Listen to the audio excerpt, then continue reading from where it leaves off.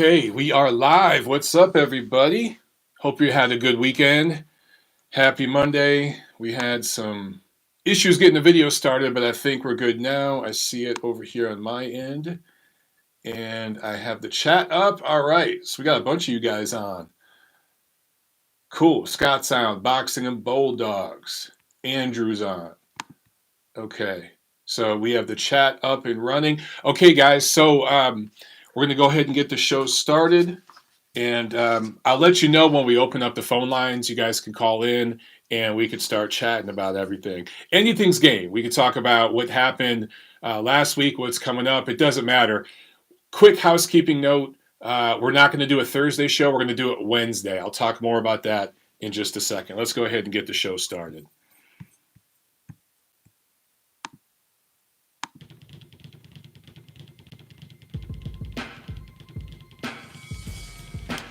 Hello and welcome back, fight fans, to episode number 206A of the Neutral Corner Boxing Podcast. And tonight, we introduce the phone lines. That's right, the call-in feature is here. Hopefully, I'm knocking on wood, nothing crazy happens and the technology works out. We shall see. So more about that in a little bit.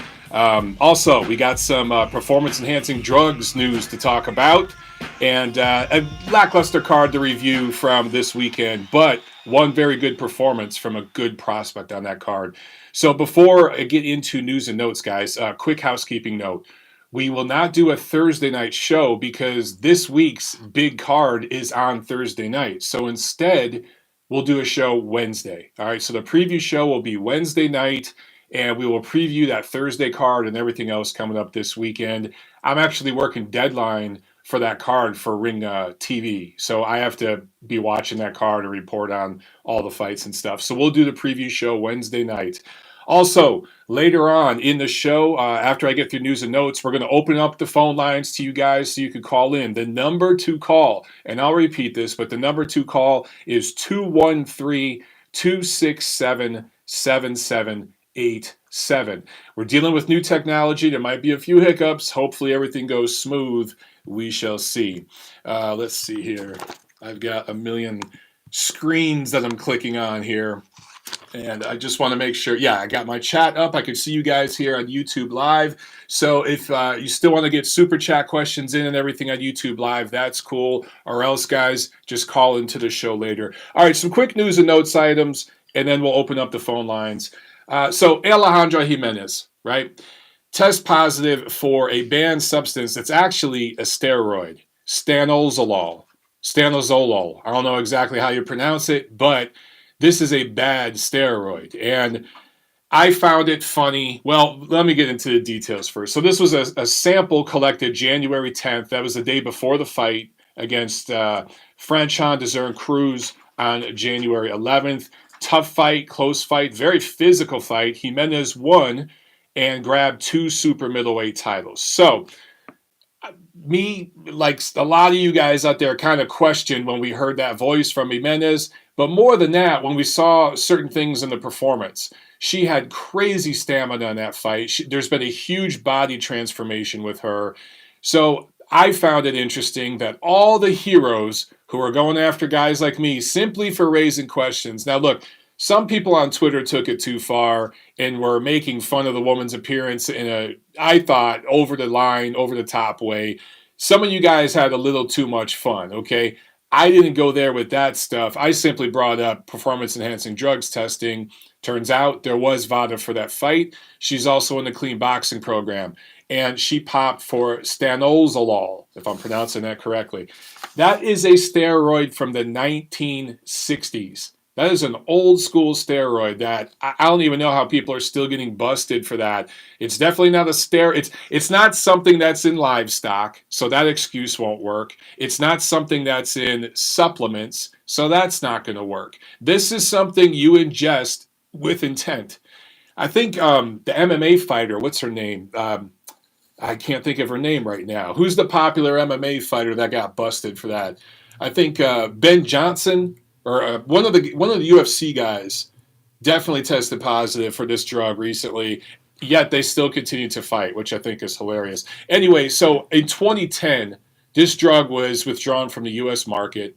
It's classified as a Schedule III controlled substance under federal regulation under the Anabolic Steroid Control Act of 2004.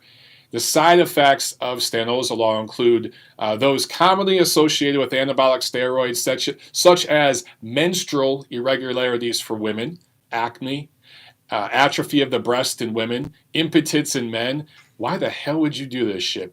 Anyway, this was first banned by the International Olympic Committee back in 1974. That tells you how old school this drug is, okay? And it really became popular and more well-known in media in 1988 when Ben Johnson, a sprinter, tested positive and was stripped of his gold medal. Most of those sprinters are on steroids. That's been well-known for decades.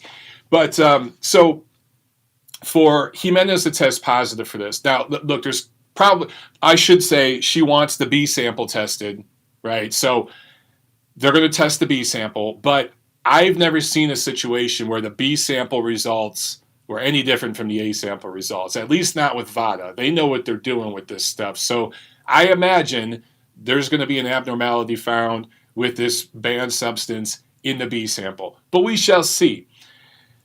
In the meantime, there's two ways you can ingest this, at least from cases that I've studied and things that I've read. Yes, you could be just consuming this drug for its anabolic purposes. Or you could be getting another designer drug that's processed in one of these underground labs that doesn't do a very good job cleaning, and the equipment that they're using, let's say you wanted to take a diuretic and you ordered it from some underground lab or something, and some of their beakers where they were producing stanozolol, they cleaned them out, but they left a little bit of residue in that beaker.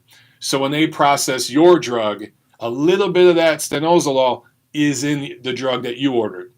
That happens a lot. That's, I think, it's just my personal opinion. I think that's one of the cases with Alexander Povetkin. One of the times he popped, I think that's what happened with him. I think that's what happens when you find trace elements of some of these drugs popping up in samples collected. We also don't know, was this a urine sample? Was it a blood sample? I'm guessing it was from a urine sample. It's much easier to dilute a urine sample and cheat a urine sample than it is to cheat on a blood sample. And then who knows what's going to come from the investigation? Will they take a hair follicle sample? We just don't know. At this point, her titles are up in the air. We don't know.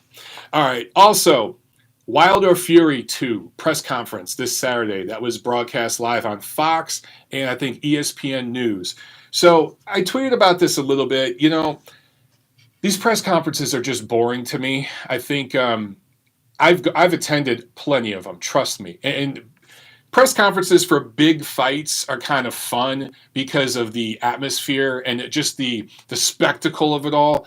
But the whole act with Tyson Fury and Deontay Wilder, it's just boring to me. And by the way, I include Anthony Joshua in that too, because both sides between Wilder and Joshua have said, oh, we get 50-50. No, we get 60-40. And just all this back and forth, but neither side is really serious about doing the fight.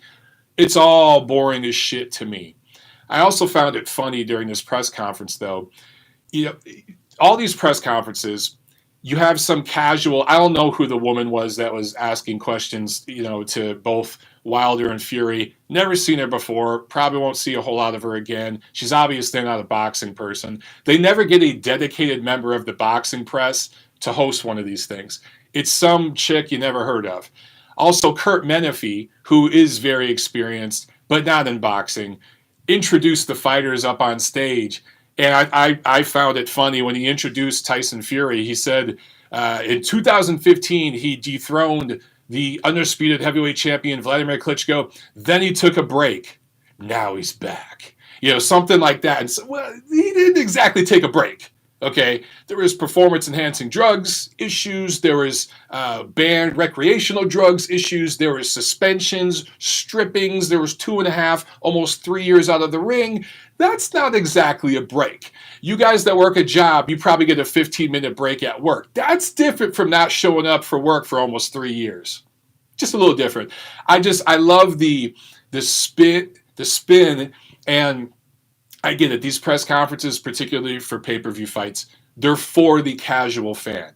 They're trying to get some of those people that bought the charade that was Conor McGregor, Cowboy Cerrone. Yeah, it was a charade. I'm going to say it. That was not a pay-per-view worthy fight, nor did it prove anything for Conor McGregor. He beat a guy that's now lost 3 in a row by stoppage and has 14 career losses, and always fails when he steps up against the elite.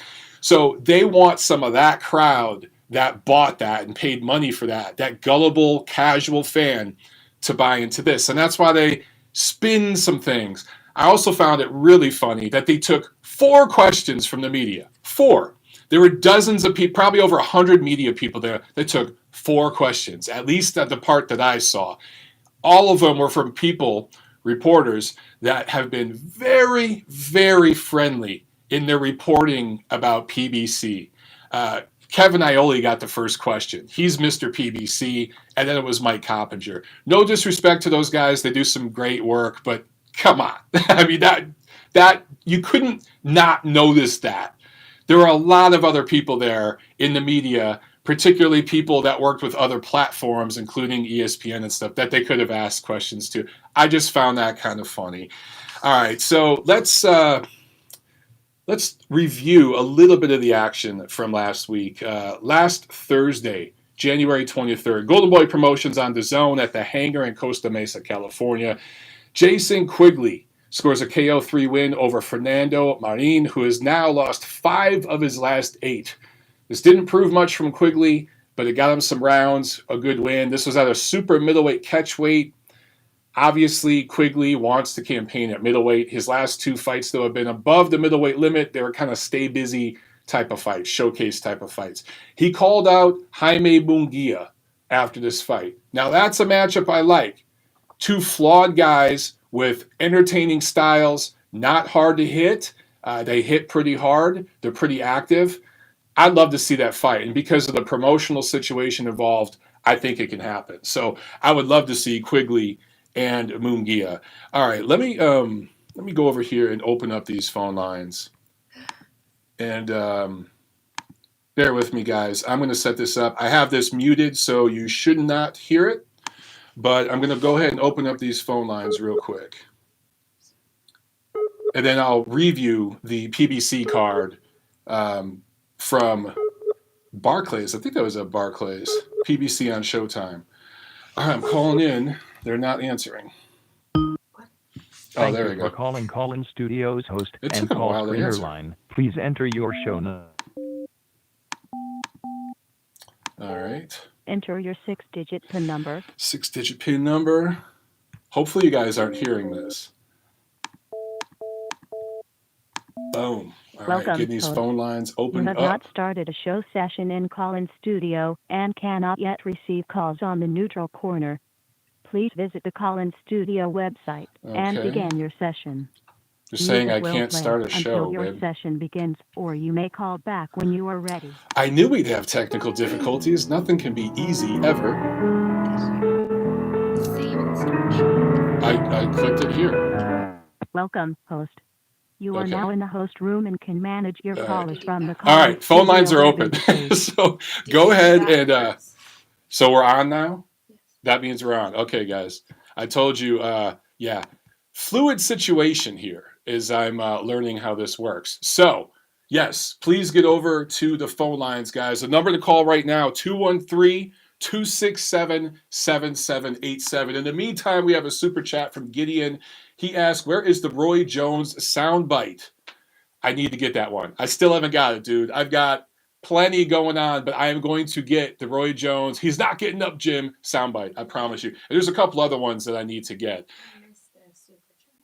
I missed the super chat from earlier? From Deed. Oh, a super chat from Deed3440. Thank you so much. He says, honestly, who is the most avoided fighter right now? Good question. Well, thank you both of you guys for the super chat. But, man, that's a good question. Man, most avoided fighter. I'm trying to think of what, it's probably Artur Beterbiev. I think that nobody right now wants a piece. When you think of a guy that has 2 titles, okay, he's the top guy in the division, everyone should want a piece of him because he's got 2 titles. No one's calling that dude out. So I'd have to go with Artur Beterbiev. I saw one of you guys saying Andrade. Andrade is definitely avoided. Michael Mendiola says Benavidez. Yeah, I hear you. But again, Artur Beterbiev has 2 world titles. He's a unified champion. You beat him, you're the top guy in the division, the legitimate champ. No one's calling this dude out. Usually when you have a guy at the top with 2 titles, Gail Falkenthal with a good shout. She says Terrence Crawford is on the avoided list. Abso-freaking-lutely. Bach says Usyk. Usyk is definitely up there too.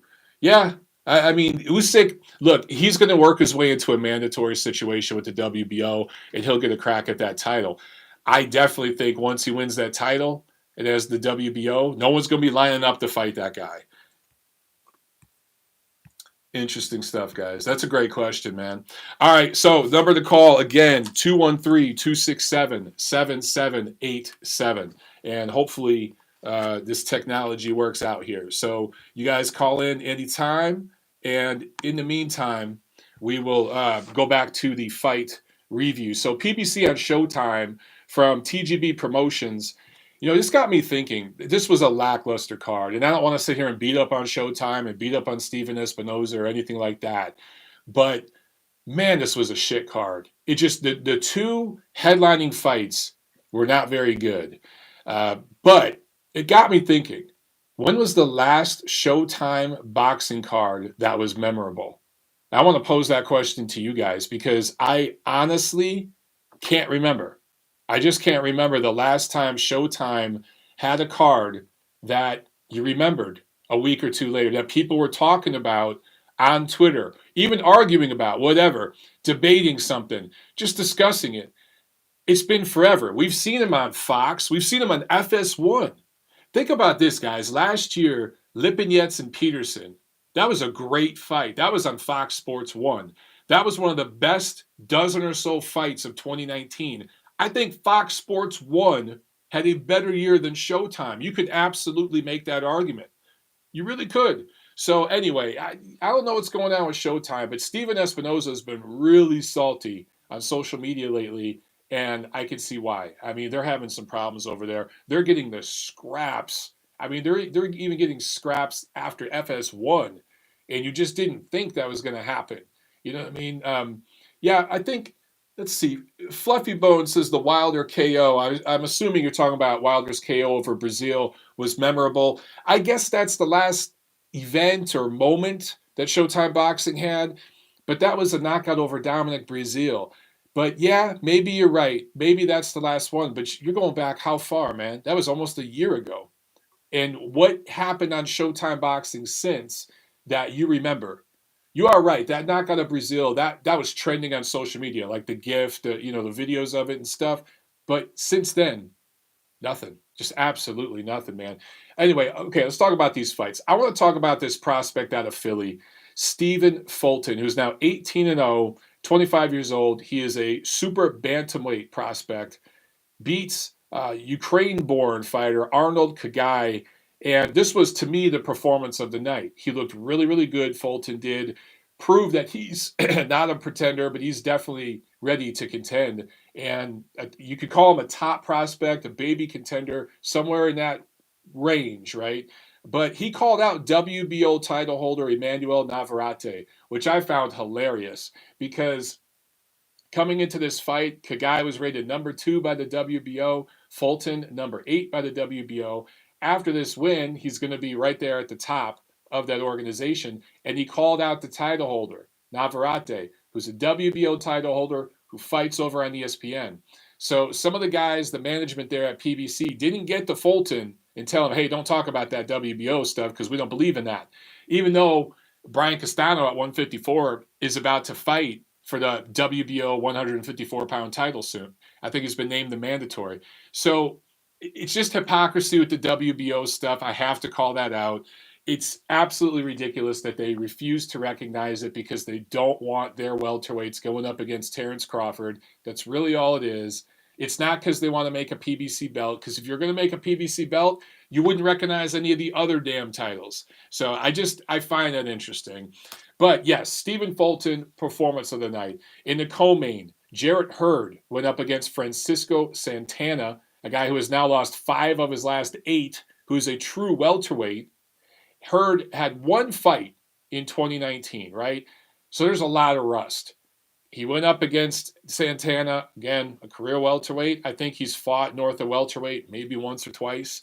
And tried to change styles, tried to fight defensive, tried to box and not brawl too much. Didn't look very good doing it. Now, I understand you're coming off a loss.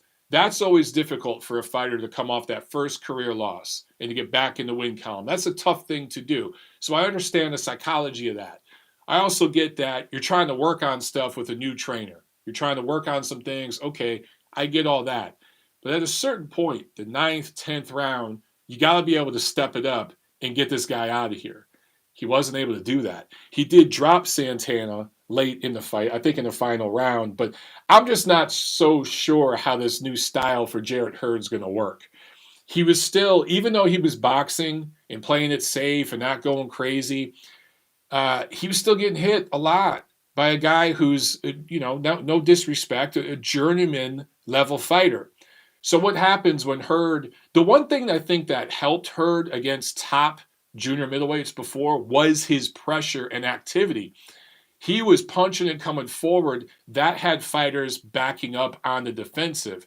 Now, Julian J. Rock Williams was able to expose massive flaws in his game. And what he would do is he'd fill the gaps when Hurd wasn't punching, because you can't be punching all 3 minutes of a round.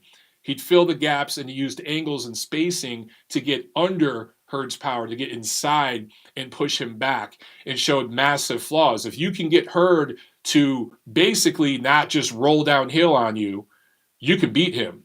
So I didn't see anything against Santana that told me, man, this guy's new and improved, and he's going to win the rematch against J-Rock. I just don't see that. Not at all. And then in the main event, Danny Garcia, unanimous decision win over Ukraine-born, Los Angeles-based fighter, a career lightweight, Ivan Redkach. This was another fight that was a complete showcase. And Danny Garcia, he looked pretty good for the most part. He admitted after the fight he had rust, just like Jarrett Hurd. One fight in 2019 for Danny Garcia, just one fight. So you're going to have rust. But again, late in this fight, you got a career lightweight who's been stopped. Redkach has been stopped at 135. He's been stopped at 140. He had one fight, I believe, north of 140. That last fight with Devin Alexander, that was at some weird junior middleweight catchweight. I think it was slightly above the welterweight division limit. And that's it. And other than Redkach biting Garcia on his neck, I think in the 8th round, that was the only entertaining part. So this was just a lackluster, dull, uneventful card. And this isn't me trying to beat up on Showtime or beating up on TGB Promotions, because Tom Brown does a great job putting these cards together and stacking them with fights. And I love that he's always prepared with walkout bouts and everything else. He does a great job. It's just the whole situation. PBC's not the only people that do this, but that whole situation over there, it's just rough, man. You can't have guys fighting once a year. We just had an upset with Rosario beating Julian J. Rock Williams, and I don't think it's the only reason, but like I said before, inactivity and having that rhythm broken up, that caused J. Rock a lot of problems. And then in these two showcase fights, it's a good thing both Hurd and Garcia were fighting naturally smaller guys who don't punch very well at their weight, or else they may have lost. You may have seen another upset. These guys got to stay active and fight more than once a year, man. Durden Boxing with the Super Chat pledge. Thank you very much. He says, how long until Showtime Boxing gives up and quits? Man, that's a good question, but according to Steven Espinoza, they are here to stay. They are here to stay, and they are dedicated to boxing, so we will see. All right, we got a caller here on the chat. Let me see if I can figure this out. Let's see here. I'm going to bring you on. 832, you are on the neutral corner. What's up? What's up, Mike? This is Coach Garrett in Houston by way of New Orleans. All right, what's going on, my man? I just found your show about 3 months ago. This first time I'm calling any podcast. Man, Coach K took a little flack from all the fans, man, with hers. And they told you through the build-up they told everyone what they was doing. You know, wasn't worried about looking for that knockout. I don't know if I was on hold or something if you covered it, but what did you think about Hurd? I think he should have went about round 7. He should have just went ahead and went forward. But no, I agree, man. It's funny. Yeah, I was just talking about that, and like, I understand two things, right? Psychology of this fight. So Jarrett Hurd's coming off a loss. That's always hard coming off your first career loss, right? Then he's coming off a layoff. So that's difficult. So there's rust. So I understand all that. And then you're with a new trainer who wants you to work on some things. So I understand all of that. Through the first 6, 7 rounds, okay. But once you get to the late rounds, you got a career welterweight in there with you. You need to step it up. He stepped it up a little bit in the 12th round and dropped Santana.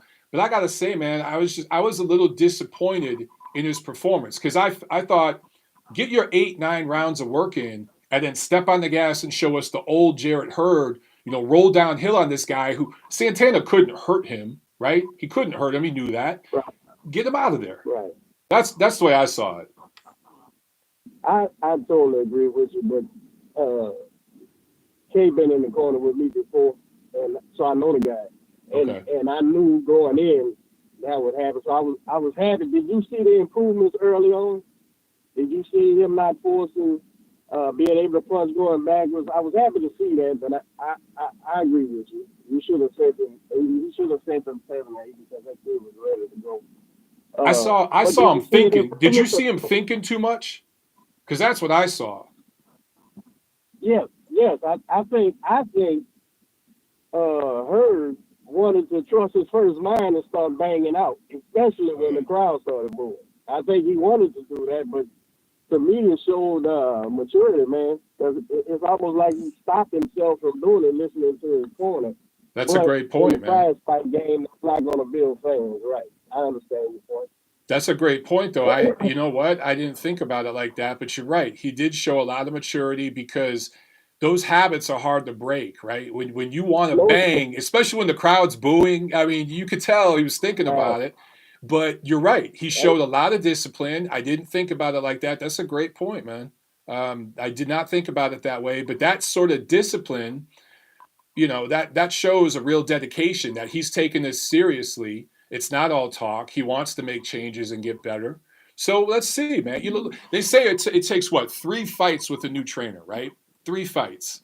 Right. I told him that I would like to see them together 2 more times before they take it, before they end up having a fight for the title, which is not what people want. And people's going to want to Hurd to bang and trade, But I think Kay might put some years on that kid's career, man. And if he's showing a discipline of following it, man, like I said, I picked up on that because I seen he wanted to do. But he impressed me early, and then I got bored like the rest of y'all. But I seen that he was sticking to the game plan.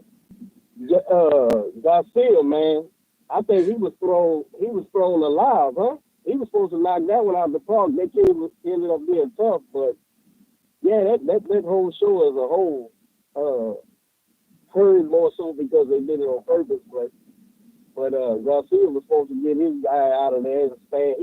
He was punching hard out the gate. Did you see that?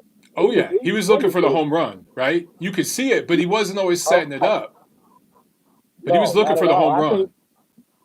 He that kid's ability didn't deter Dan at all. So he actually was taking chances and standing there, really. But that guy just ended up being tough. But I just want to make this point too, Mike. Listening to your show, I find it informative. I enjoy the shit out of it, listen to it. And I think we may agree maybe about 60% of the time. Because I'm not with you on the Philly boy, man. Philly's taking hits. I'm a J-Rock super fan. I'm a Philly fan. But that guy, man, what was the Asian kid's name? I forget. Who, the guy that beat J-Rock? No. I'm talking about the young fella, Fulton, right? Oh yeah, Fulton. What'd you think of him? I'm not sold at all. Really? I'm gonna put him right in the box with that Colbert kid and the Spencer kid, man. Really? I think I'm he's not a better than believer, those man. two. I'm not a believer. Well, he's definitely more game than those two. He's trying to win and taking chances. But I think that Asian kid, man, he's not that weight class really, huh? Yeah. I don't know. He looked a lot smaller. That was a tough guy, bro. And I didn't give him many rounds. He didn't win many rounds, but if that guy was, belonged in that weight class, we might have seen a different fight, man. Man, you could say that about all three fights on that card. Yes, well, yeah. I just was impressed by the grittiness of the Asian kid, man. I'm not buying. Maybe I'll buy in a fold later, man. But I'm not, man, leaning forward like that chin sticking way over his front foot. But was he doing that? Was he doing that because he didn't respect the kid's power? Yes. That's what I thought. And I think by the time he realized that kid was tough and he was there, then he was trying to rely on pulling, to pull him because that just exerted a little bit. He had to rely. He was the better athlete, clearly. Yeah. But that other guy was game, man. But it was one of them shows, man.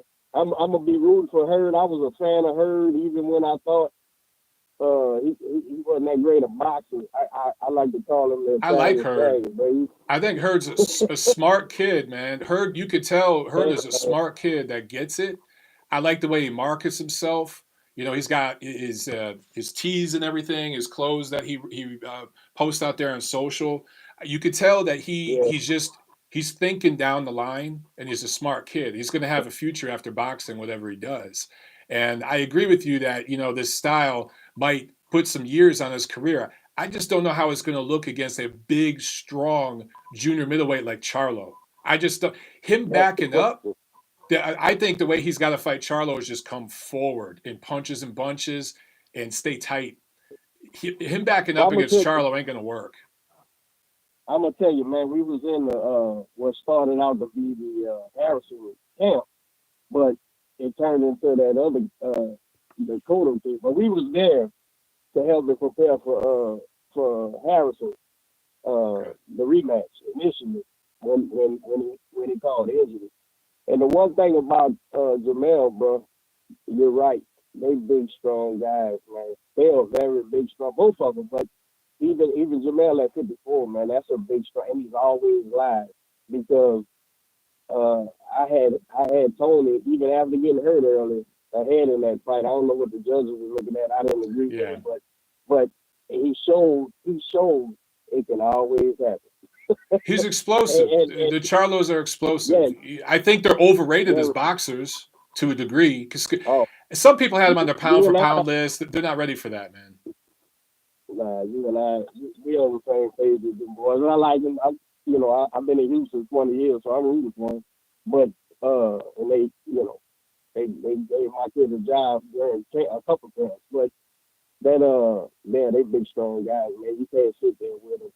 And let them get off on you. But yeah, man, I enjoy the show, bro. I'm still be Thank you, brother. I appreciate it, man. Hey, the first caller to the show, man. It was a great call. So call back in later, man. All right. Have a good night, brother. No.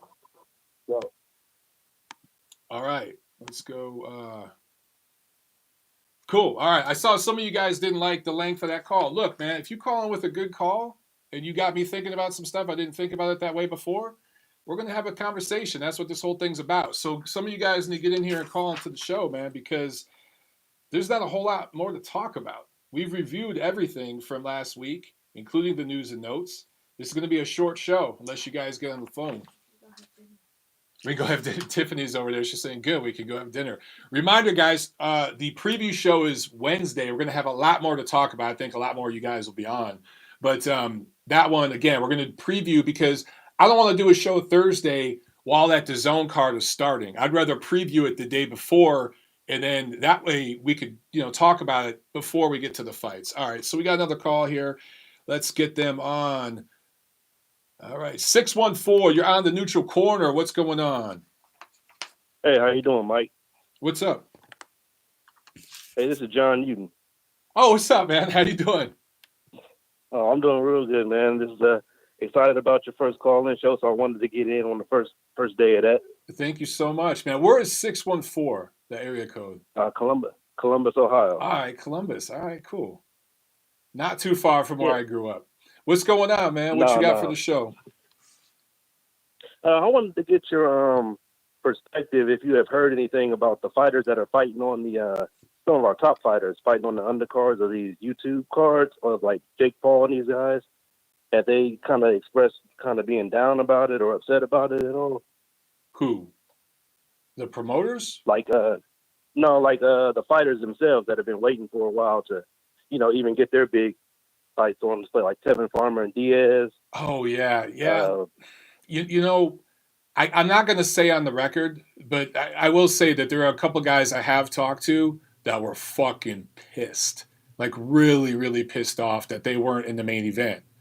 I've also talked to some other guys that honestly don't care. And one guy, I'm going to paraphrase, he basically told me, hey, my money's right. I don't give a shit. I'm getting paid. I don't care who they got in the main event, whatever. And then one other guy, well, actually the same guy, he said, look, man, this is getting other people watching it, younger people that are going to see me fight, so I'm cool with it.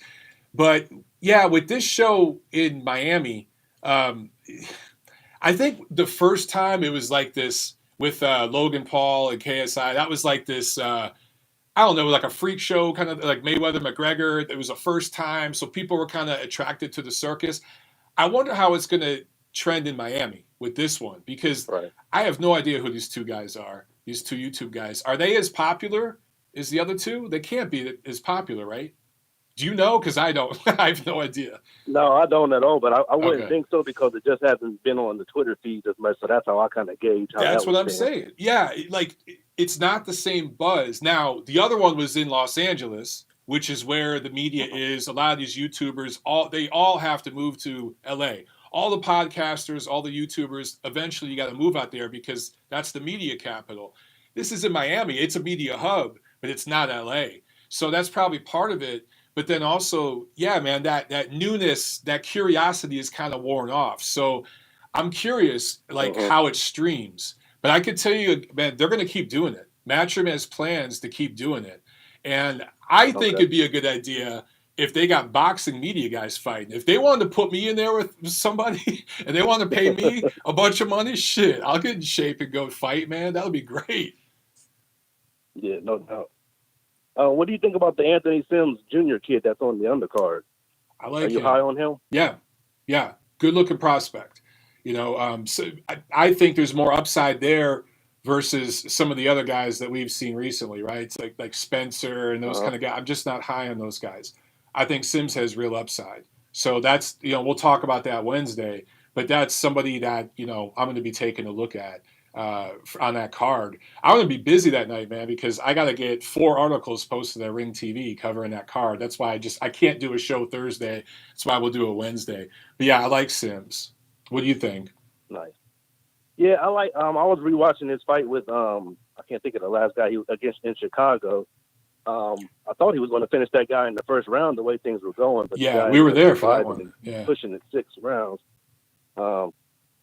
So this one, I don't really know what this was. It Angulo guy? I saw he fought Gilberto Ramirez, pushed him 12 rounds, but I don't really know what that means in the long run right now. So Sims might get him blast him out of there because Sims is more explosive than Ramirez. Ramirez has that, punches and bunches thing, a lot of volume and pressure, but Sims has some explosiveness to him. And I think that last fight in Chicago where he hurt the kid early, but it ended up going rounds, that's a good lesson for him. You're not always going to get everybody out in the first round, So right. He seems not to be afraid to get inside and mix it up and do some good work in there too. So yeah. You just don't see that anymore from a lot of prospects working on the inside either. It's something I appreciate. And it's not dirty work on the inside. It's clean work. I appreciate that.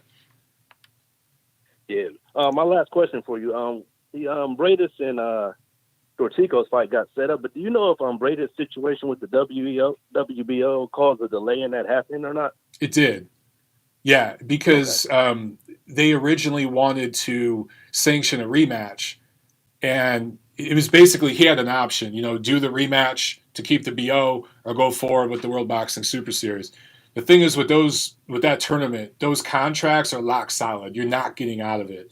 You've seen fighters like threaten to leave the tournament before, and it didn't work because they can't. Those contracts are lock solid. So he ended up going that way, and then there's more money in it with that World Boxing Super Series finale. I think that's a great matchup, man. Dorticos can crack. Bradis, I think, is probably the better, maybe more skillful, more experienced boxer. He all those years sparring with Klitschko and everything, but Dorticos has a bomb. He has a chin. Right. I can't wait for that one, man. Like, to me, Yeah, they should go back to cruiserweight every year. I wouldn't get bored of it. The cruiserweights are always good. Yep. And it's only a matter of time. It seems like Dorticos always lands the bomb eventually, almost like Wilder in a way. Yep. Even Gassiev just happened to be able to take it somehow. Gassiev is just a brick wall, man. I've met that guy in person. I've seen him hit the bag. He's just a wrecking machine. It's just the problem with him is his body's breaking down. But yeah, can Bradis, can he take the punch? And also, will he cut? Will he bust up a little bit? I can't wait for that one. That's going to be a great fight. Same, man. Hey, I appreciate you taking my call tonight, man. I appreciate you calling in, man. Do it again. All right? All right. Thanks. All right, brother. Have a good one. All right, guys. So let me see. Let me get over here to YouTube and make sure that I didn't miss any super chats. Nah, looks like we're good. We got another caller here in the queue. Let me take this one. 702. You're on the neutral corner. What's going on? What's up, Mike? It's your old friend Rob Palmer. What's up, man? How you doing? Palmer. Yeah, support the first call in. Yeah, hey, man. You got the floor is yours. You were in the ring, so go. What you got?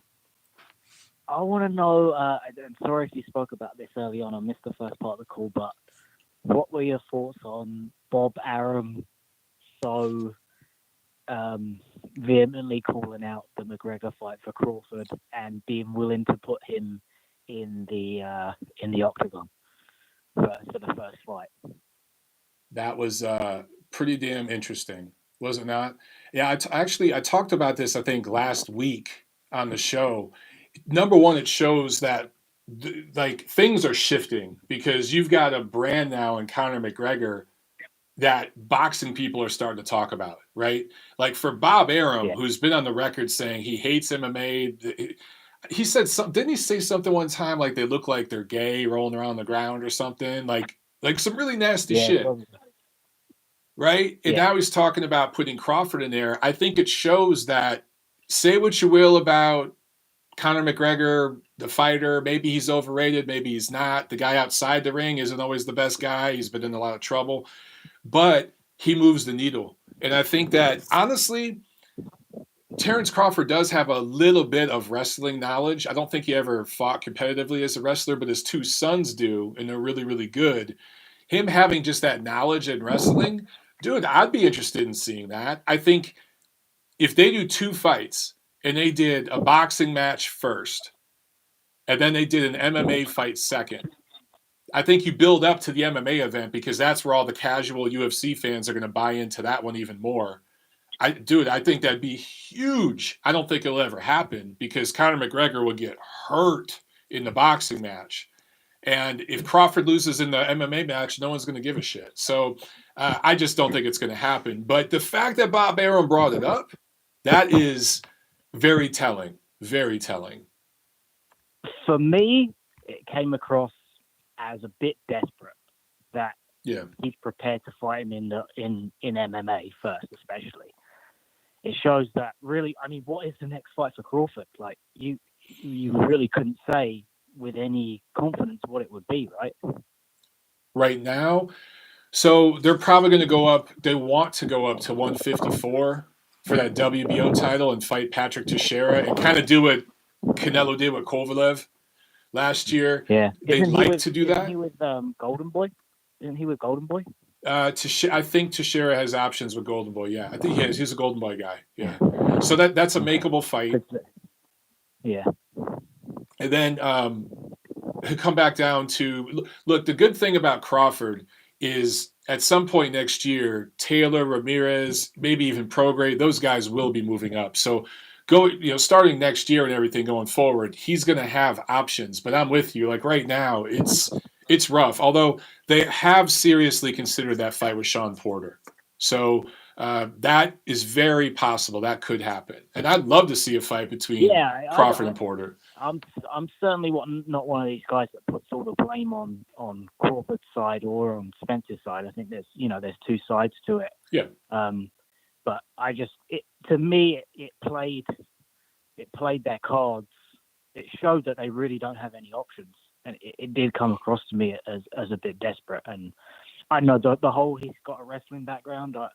I mean, I wouldn't be starting a high school quarterback for the 49ers on Sunday that way. That's a good point. Yeah, it's not going to end well in an MMA fight. I mean, the only chance he'd have is apparently he knows how to grapple. I've heard that, and he's practices grappling and stuff. I've heard that. I don't know how true that is, but he'd have to land a freak shot. Short of that, McGregor's going to destroy him in an MMA fight. And Crawford will destroy him in a boxing fight.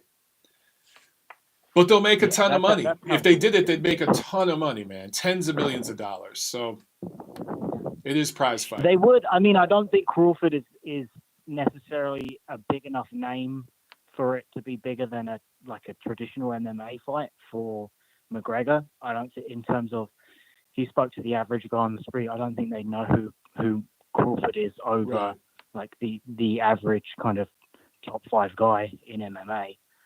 So that's why I say if you do it, do the boxing match first to introduce Crawford to the MMA fans. And the thing is, Crawford's nasty. Like, he gets in the ring, he gets really nasty. So if McGregor got a little chippy with him, Terrence ain't gonna carry him and be polite like Floyd did. He's gonna go right after him. And I think that could maybe get people talking, and maybe you build up the MMA fight. Well, now it's Conor's turn to whoop his ass. It could work, but I'm with you, man. I just don't think it's going to happen. McGregor has so many other options, right? He fought Cowboy Cerrone on pay-per-view, and nobody in MMA gave a shit. Everybody, all the UFC fans, I talked to a bunch of people, they didn't care that was pay-per-view. They all bought it, and they didn't mind that the guy was coming off 2 straight losses. It didn't matter to them. So, McGregor can do whatever he wants. He can fight whoever he wants. Yeah, I'd say what UFC has done is build their pay-per-views to become the brand of the UFC sells more than the fight.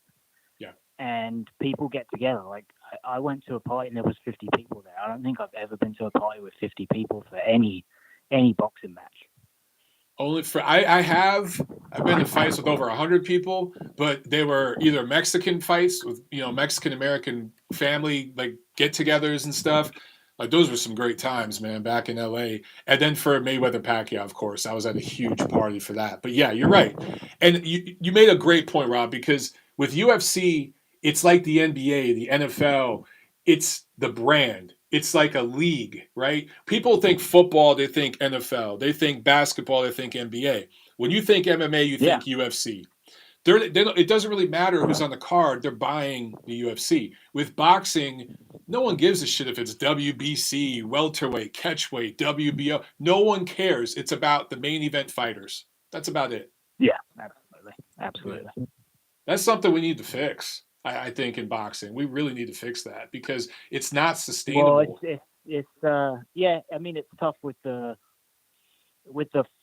format that the sport is in, where you don't really have a league or one overarching governing body. I mean, not to get too much in the weeds of it, but really, the UFC has an advantage from the perspective of that they can control. Obviously, they can control the purses, but it means they can control the investment that they make in their product from every aspect. And promoters aren't able to do that because their bottom line is razor thin. Most shows are losing money. I would imagine it's only when they get to the big shows that they make the money. Right. And that means instead of employing 10 people in their marketing department, they have 2, and that makes a difference.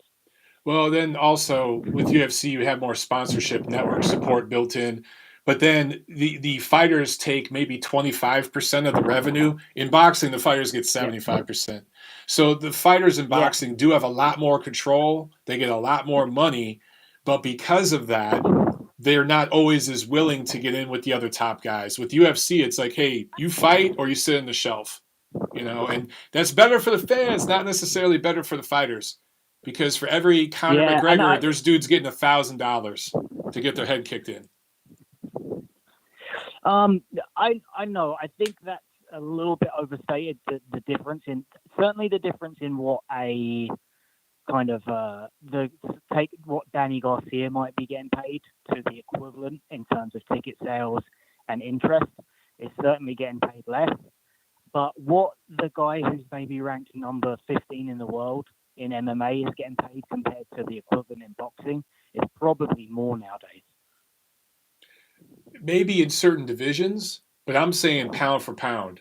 Because you got to think with boxing, the difference is boxing is such a global market. I mean, there's guys like Naoya Inoue never has to leave Japan. He doesn't have to. He already has, and he will again. But if he wanted to fight the rest of Ryota Murata, what is he truly ranked pound for pound? 50 in the world? The guy's a stud over there in Japan. So you have such a global marketplace. And, we're getting into the weeds. People are probably getting bored with this. But, I mean, I'm with you, man. I'm with you. I mean, there's definitely some things that the boxing promoters could learn from the UFC guys. But then I also wonder, 50 years from now, will the structure of UFC look a little bit more like boxing as the fighters get more control?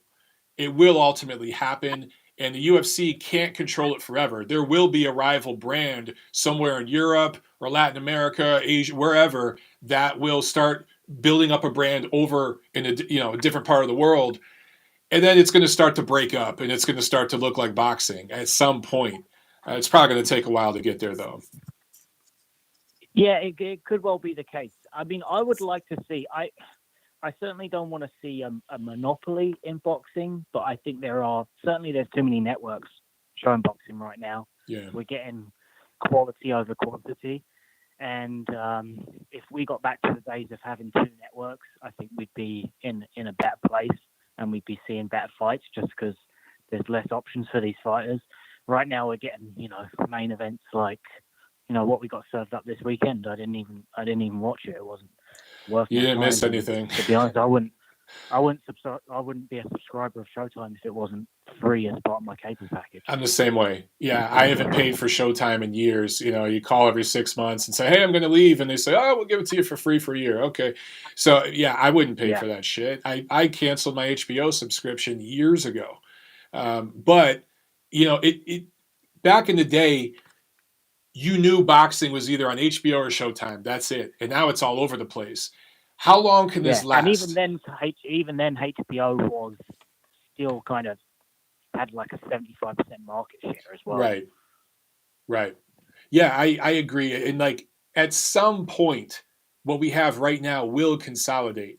This ESPN, Fox, Showtime, Fox Sports 1, DAZN thing can't last forever. There's going to be some consolidation. Some promoter is going to jump over to another, platform. I mean, it'd be a massive, massive move if, I don't know, somebody left DAZN and went to ESPN with Top Rank or something. You got to think over the next 5 to 10 years, things like that will happen.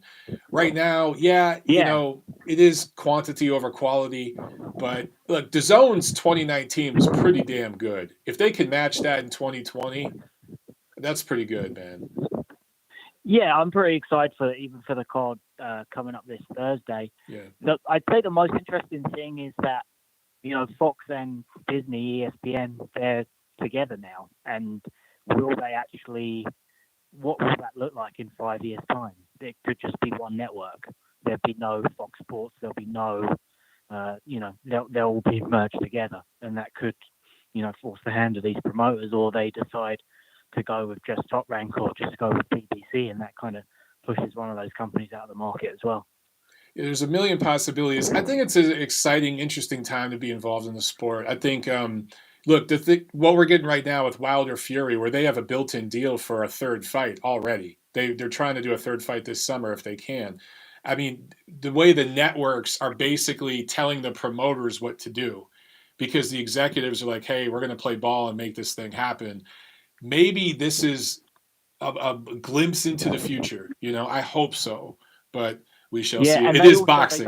They don't want the zone or any equivalent of the zone to be a success. So maybe it's in their interest to kind of phase those guys out. Yeah, the zone could crush the whole establishment if it took off. That's a huge if. That's a massive if.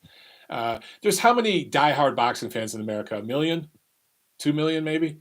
If you get them to subscribe, okay. Hearn said, Hearn says a lot of stuff, but he said they're close to 1 million subscribers on the zone. Yeah, they are. And I can't think what else they're subscribed for. And he was specifically talking about in the United States. Yeah.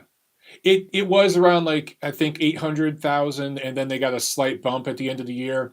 I think the AJ Ruiz fight bumped them up, and a lot of those people bought in for the year and everything. So, look, it's been around for a year. You've got 1 million subscribers, almost. That's pretty good. Yeah, ESPN Plus has like 4 million plus, or it might even be more than that. But they have all sorts of different sports, and they're a massive, massive company. If the zone can keep this going and get to a place where they have 2-3 million subscribers here in the USA, and they continue expanding in other markets, other countries, which they plan to, it might be okay. It might work out. The main thing is they got to keep with the fights. They got to have good, great fights. Like that fourth quarter last year, I haven't seen a schedule like that. Insane. Yeah, I mean, you have to go back to the 90s, like HBO Boxing After Dark, those days.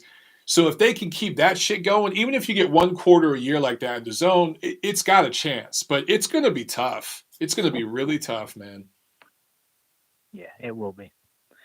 All right, man. Thanks for taking my call. Yeah, man. Thanks for calling in, Rob. Call back, man. All right. Have a good one. Bye. All right, guys. I saw a couple super chats I want to get to. Trini with the super chat pledge. Thank you so much, Trini. Call in, brother. Give me a call, man. I'd love to chop it up with you. But thank you for the super chat. And I saw there was another one on here too. Did I miss it? I might have missed it. Holy shit. You guys have been going crazy in the chat. Survive with the super chat pledge. Thank you very much. He says, I want to see you fight Radio Raheem. Dude, if DAZN paid me and Radio Raheem 6 figures to fight each other, we could probably make that happen. I'm sure Radio Raheem would say the same damn thing. That would be fun. If you had a card, honestly, if you had a card with guys like me, Radio Raheem, Mike Coppinger, I can't think of other guys, but if you had a bunch of guys like that lined up on a card on the zone and we all fought in Staples Center, damn well you'd watch that shit. If you pay me, I will show up. All right, guys, one more call and then we're out of here. All right, we've been going for almost an hour. 601, you are on the neutral corner. What's up? 601, area code 601. They hung up. That's a knockout. We just got knocked out. All right, guys. Awesome show, man. And again, I understand some of you guys in the chat were like, man, some of these phone calls are going too long. Guys, it's going to be a feeling out process over the next couple months, okay? But we'll get the flow. We'll get the flow going, all right? So Wednesday night, all right? Wednesday night, guys. Call back in, and we'll preview everything coming up this weekend. All right. Thank you so much to all of you guys for being here on the show. This was a lot of fun, and some bumps in the process, but we will figure it out. And man, just think about all.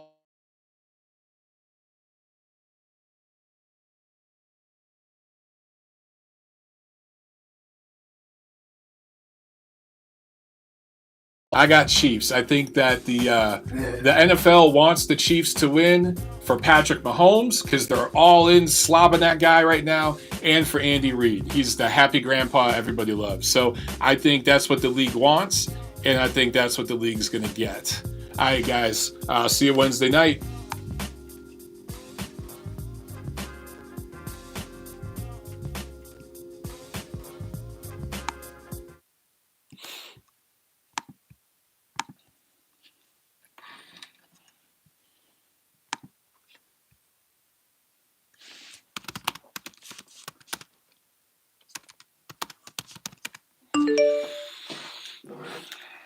How was the? Oh, you didn't listen to it. Couldn't.